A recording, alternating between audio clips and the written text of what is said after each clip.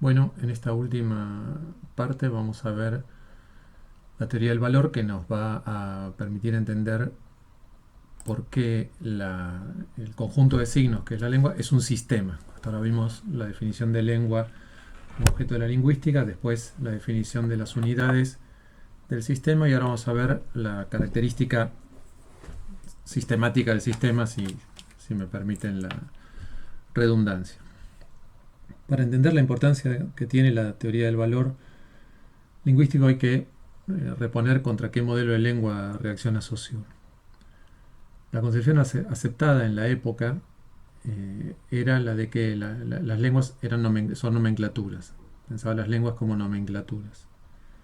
De acuerdo con eso, antes de las lenguas y por lo tanto como entidades comunes a toda la especie humana, existirían unas ideas diferentes unas de otras, ¿no? Previas a la lengua, externas a la lengua, previas y externas. Entonces, una lengua, como la lengua 1, se limitaría, repito que estoy reponiendo el modelo de lengua contra el que Saussure reacciona, ¿no? Se limitaría a rotular las ideas con diferentes etiquetas o nombres. Nomenclatura quiere decir eso, un catálogo de nombres, ¿no?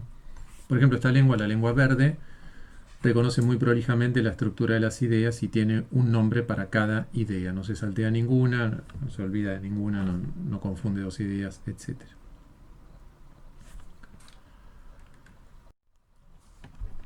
En cambio, esta segunda lengua, la lengua 2, es una lengua peor que la lengua 1, ¿no? Porque confunde ideas en un solo nombre o divide una idea en varios nombres, etc. Por cierto, esto es un comentario aparte, esta descripción de comparación entre las dos lenguas seguramente habría sido hecha por un hablante de la lengua 1. Y siguiendo con la digresión, lo habría hecho para justificar que los hablantes de la lengua 2 estén en un estado menos civilizado de la evolución humana y, final de la digresión, en consecuencia, el colonialismo tiene una justificación trascendental, ¿no? Bueno, acá termino la digresión y vuelvo. Saussure critica de esta concepción que las ideas, como aparecen acá, sean entidades inobservables y dice que su realidad no ha sido demostrada, ¿no? Entonces lo que dice es se funde una especulación metafísica porque está trabajando con entidades que no pertenecen a ningún plano de la realidad comprobable, ¿no? Contradice, por lo tanto, el carácter empírico del objeto y también contradice el carácter social del objeto, porque si existieran, repito, esas ideas, serían ideas más allá de toda sociedad, o comunes a toda la sociedad, o previas a la organización humana en sociedades. Entonces, Saussure, en cambio, va a proponer un esquema que vamos a ver en las filminas sucesivas. Dice, antes de la lengua, no hay ni en el plano mental de la sustancia de las ideas, ni en el plano mental de las expresiones, entidades de ningún orden, ¿no? Antes de la lengua hay pura desorden.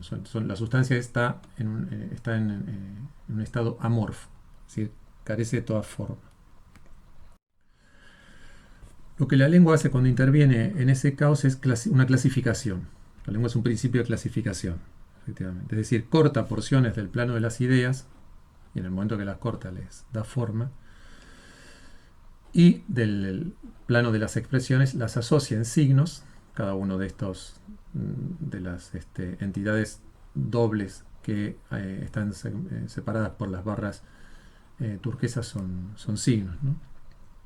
Y de tal manera la forma de las diferencias en uno y otro plano es una consecuencia de la lengua y no como en el caso anterior, que debe ser abandonado, una condición para poder después comparar la mejor o menor adecuación de las diferentes lenguas. Acá estas diferencias son el resultado de la intervención de las lenguas.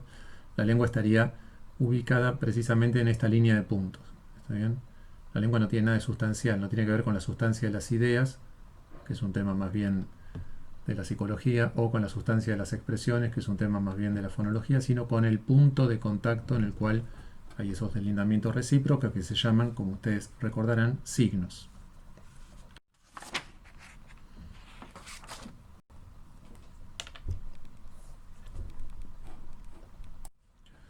Bueno, esto último queda claro si volvemos a comparar dos lenguas, tal como habíamos hecho antes, ¿no?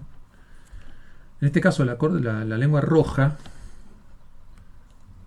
corta ambas sustancias por otras partes y, en consecuencia, produce diferentes ordenamientos en las masas de las sustancias significada y significante. Sin embargo, la discusión en la que daba lugar el modelo anterior sobre cuál era más eficaz carece ahora de sentido. Recuerdan que habíamos definido en un momento la arbitrariedad, que habíamos usado la arbitrariedad como un criterio de definición, un principio de la significación, es decir, que afectaba a la relación entre la parte significada y la parte significante.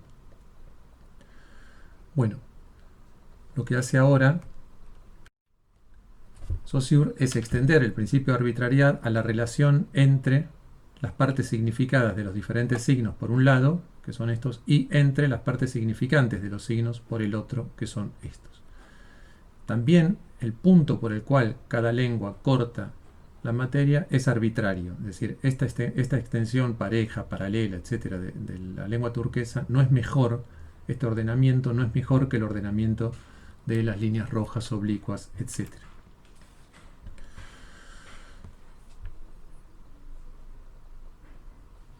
A la arbitrariedad de la significación, entonces hay que agregarle la arbitrariedad de las relaciones entre los significados de una misma lengua y los significantes de una misma lengua. Vamos a ver algunos ejemplos para cada uno de esos planos. El valor del lado del plano del significado y un ejemplo para el valor en el plano del significante. Para ilustrar el valor en el plano del significado, vamos a considerar lo que sucede en la parte del sistema relacionada con los pronombres de la segunda persona. Es un sistema pequeño, es un subsistema incluido dentro del sistema general de la lengua.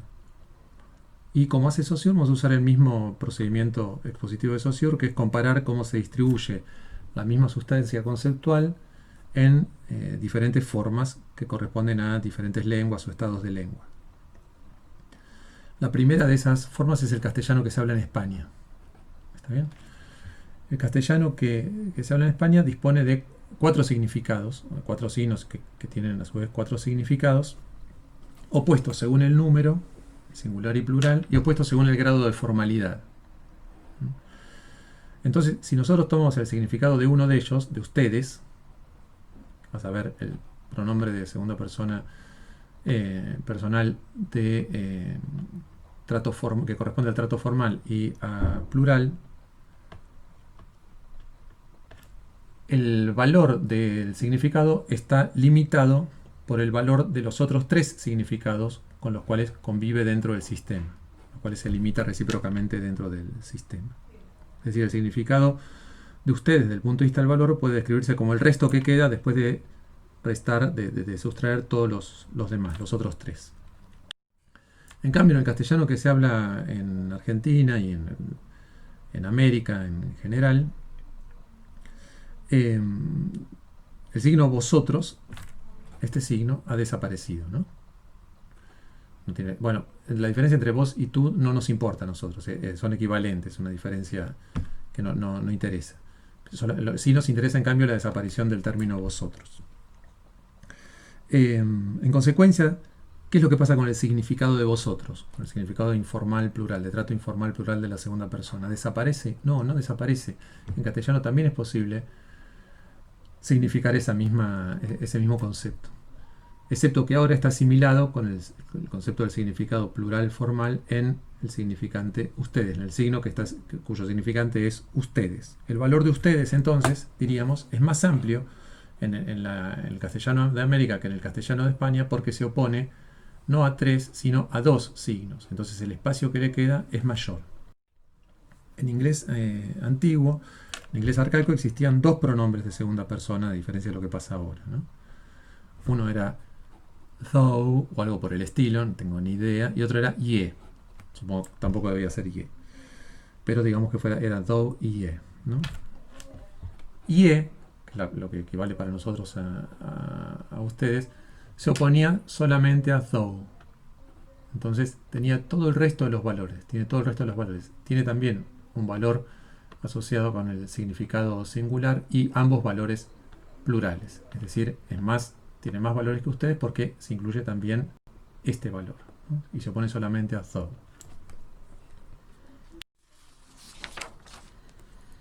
Por último, en el inglés actual, though ha desaparecido y solo queda la forma you, que es equivalente a ye, ¿no? You, que es equivalente a ye. Bueno, you no se limita con ningún otro pronombre, por lo tanto, su valor tiene la máxima extensión dentro de este sistema, dentro de ese sistema reducido. En el sentido de que, por supuesto, fuera del sistema se limita con, fuera de este sistema, el sistema más general de los pronombres personales, se limita con I, con he, con she, con they, etc., ¿no? Pero dentro de este sistema tiene la extensión máxima posible. Vamos a ver ahora lo mismo que acabo de decir, graficado de esta manera. Lo que nosotros tenemos es, vamos a empezar con el de mayor extensión, en sentido inverso, ¿no? Esto gris representa la materia conceptual y las barras laterales representan los cortes, tal como lo veníamos graficando en los anteriores filmines. You, esto representaría el significante, ¿no? Que recuerden ustedes que un significado no existe sino asociado con un significante. Acá no está representada esa barra, pero repónganla.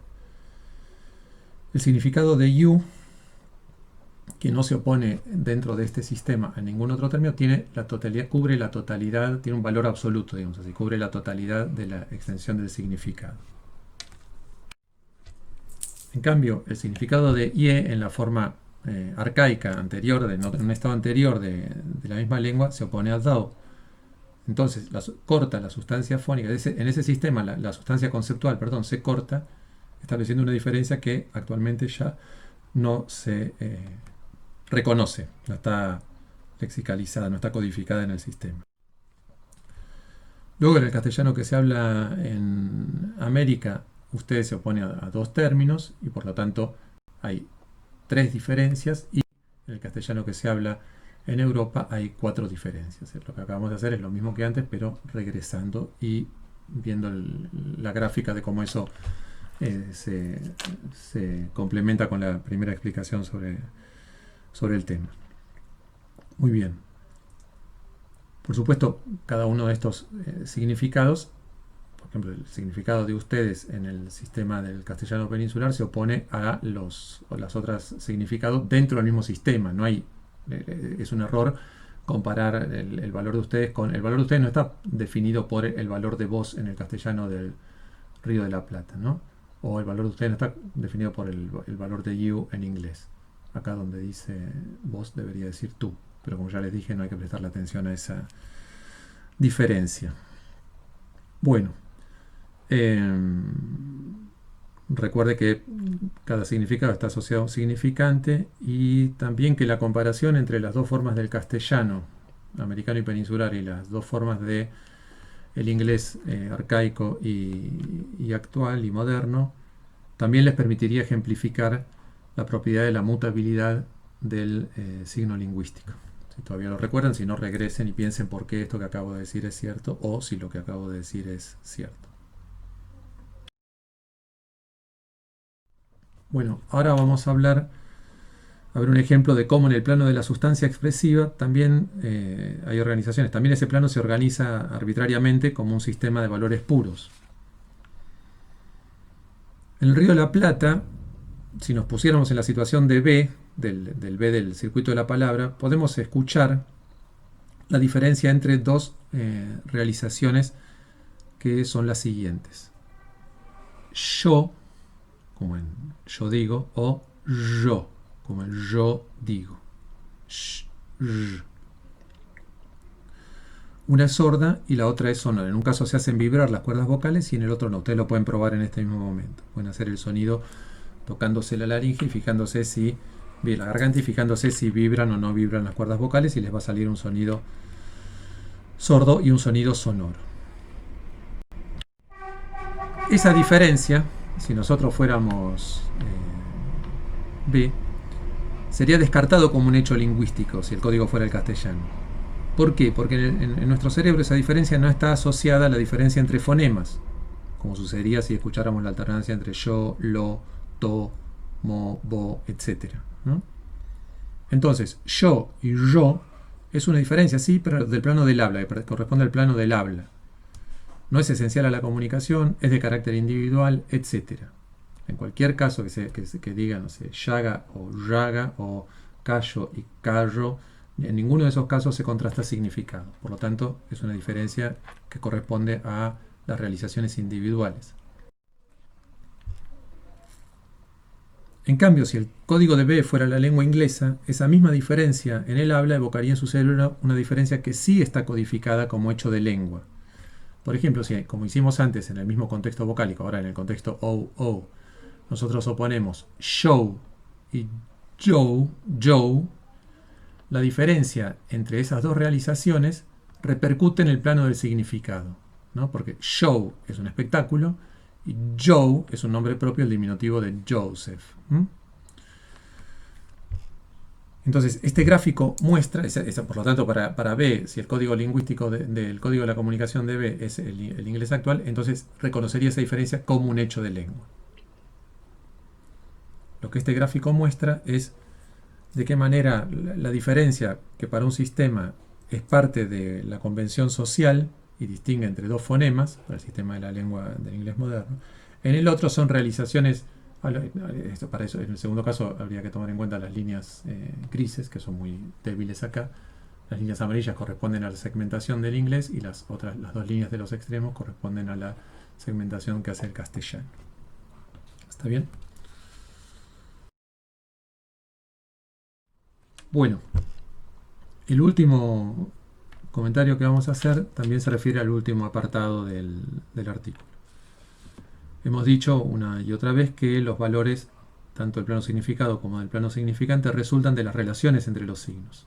El valor es opositivo y diferencial, es decir, depende del modo como un signo se relaciona por diferencias y se opone a partir de esas diferencias con los otros signos próximos del sistema. Entonces es necesario explicar cómo son esas relaciones. Para Saussure, previsiblemente, hay dos tipos de relaciones. Vamos a ejemplificarlas con el significado, no vamos a hacer acá una ejemplificación con el significante y con el significado del signo muerto. Lo que voy a decir aplica también para el significante, pero hay un ejemplo en el texto, en el libro, y pueden volver a la explicación del fonema en la característica de la linealidad del significante, si quieren, y pensar cómo se relaciona esto con lo que estaba dicho allí. Bueno, las relaciones asociativas, en primer término, o paradigmáticas, que son las que están graficadas acá, ocurren en la memoria, o en el sistema, digamos así, dado que cada uno tiene en su memoria un registro de una copia casi idéntica del sistema de la comunidad lingüística a la que pertenece, por eso nos podemos comunicar, ¿no? Es decir, sucede, los términos de las relaciones paradigmáticas son o la memoria individual, solamente en la medida en que esa memoria individual coincide con la memoria social. Entonces, más bien la memoria social está bien, o sea, la mente, ¿no? En esa memoria, en el sistema, cada significado se limita, como ya lo hemos visto en el ejemplo de los pronombres, con los que lo rodean, con los más próximos primero, y así sucesivamente. Al final, cada significado debería estar, el valor de cada significado debería estar precisado por su lugar respecto de la totalidad del resto de los significados de un sistema, ¿no? Pero nosotros vamos a trabajar con los más próximos. Un significado es, entonces, pensado de esa manera, el término, el último término de un montón de listas, es decir, de paradigmas, que respecto de cada uno de cuyos términos se puede explicar en términos de diferencias, de oposiciones diferenciales. De todas esas listas, nosotros nos interesan las más próximas, que son las de los sinónimos y de los antónimos, y son las más próximas porque también forman parte de los hábitos de definición lingüística que todos usamos cuando tenemos que explicar un término, ¿no? Decimos es lo contrario a tal cosa o es parecido a tal cosa, pero, etc. Ahí estamos trabajando intuitivamente sobre un criterio que es el del valor, el de que el significado de los signos se explica mutuamente, se elucida mutuamente. ¿Cuántos términos alcanzan para definir como se llama el valor de muerto, no se sabe, ¿no? El número de los términos es indefinido o infinito. Quizás indefinido es mejor que infinito. Es decir, no tiene, en todo caso no se puede decir, acá yo puse 4 sinónimos y 2, pero evidentemente acá faltan sinónimos de muerto, ¿no? Falta, qué sé yo, fiambre, no sé, óbito, etcétera, etcétera, y faltan también antónimos. Entonces no hay un número preciso o definido de términos asociados por el valor a un significado. Esos términos están desordenados. Si yo les hubiera pedido a ustedes que anoten 4 sinónimos de muerto, sería raro que todos hubiesen, sería sospechoso que todos hubiesen enumerado estos 4 en este mismo orden. Y sucede en el sistema, como ya lo dijimos. La cuestión de que el valor de un conceptual, de un signo, también dependa de las relaciones sintagmáticas es más difícil de ejemplificar. Entonces voy a dar un ejemplo donde van a quedar claras las relaciones sintagmáticas y voy a proponer una solución para explicar que sea consistente con lo que se ha dicho hasta ahora, para explicar por qué la posición de un signo en un sintagma repercute en el valor de su significado. Lo digo con toda esta cautela porque acá no estoy siguiendo exactamente el curso de lingüística. Supongamos este contexto. Estoy muerto de cansancio. Este contexto sintagmático. Esto es un sintagma, ¿no? Aunque recuerden ahora la estructura del fonema, tiene razón, porque también los fonemas también son sintagmas, pero de unidades no significativas, ¿no? Acá tenemos un sintagma de signos. Nosotros nos interesa el plano solamente el significado. El número ahora es finito, son 4 y son solamente 4. La disposición de los términos es necesaria o es ordenada y todos los términos de la relación están presentes en el discurso. Muy bien. ¿Repercute eso en el valor paradigmático, digamos así, en el valor asociativo de las relaciones? Bueno, si quisiéramos, podríamos decir que sí, que en el momento en el cual muerto aparece en este sintagma, cambian los paradigmas de sus sinónimos y de sus antónimos. ¿Está bien? Porque alguien que literalmente muere de cansancio no puede decirlo, entonces uno entiende que estoy muerto de cansancio. En esa locución, muerto tiene un significado figurado, etcétera, etcétera. Este análisis complementario entre el significado literal y el significado figurado de un signo no sigue la letra del curso de lingüística general, pero digamos, la manera como explica la relación del significado de muerto antes y después de entrar en el sintagma con diferentes paradigmas de asociación es consistente con el modelo. Entonces, aun cuando fuera digamos inapropiada, no traiciona lo central, el espíritu del texto, para decirlo de esa manera. Bueno, aquí terminamos. Vuelvan al texto ahora o vayan de una vez por todas al texto. Después, si no entienden algo, vuelvan a esta presentación. Después fíjense qué cosas les resultan más fáciles y más difíciles de los cuestionarios, etcétera. Traten de acostumbrarse a una dinámica de ida y vuelta entre los diferentes dispositivos de abordaje que tienen para los diferentes contenidos. Gracias y que sigan bien.